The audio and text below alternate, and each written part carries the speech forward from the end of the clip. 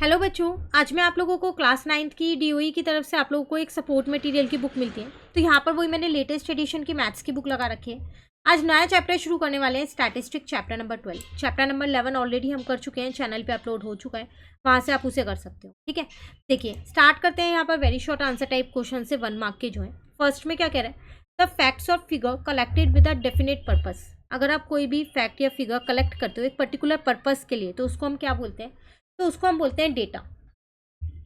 ठीक है, चलिए नेक्स्ट है आपके पास, to compare this year result with the last year result, teacher went to the class and collected this year number of distinctions from the student. For last year number of distinctions, she opened the result register and wrote the required number of distinctions.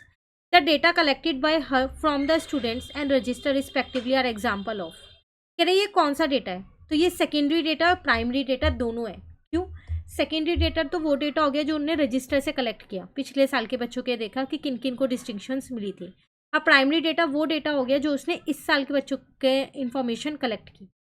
ठीक है, चलिए next कह रहे how is histogram different from bar graph. Histogram जो है वो bar graph से कैसे डिफरेंट होता है।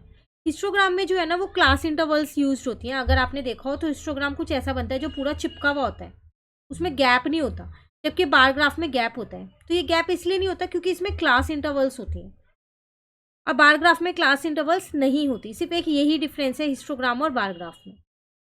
ठीक है, चलिए next question 4, which of the following figure represent a histogram correctly. अभी मैंने आपको बताया कि कैसा बनता है, कुछ ऐसा ही बनता है। तो देख के पता चला इसमें बी फिगर जो है वो करेक्ट फिगर है हिस्टोग्राम की।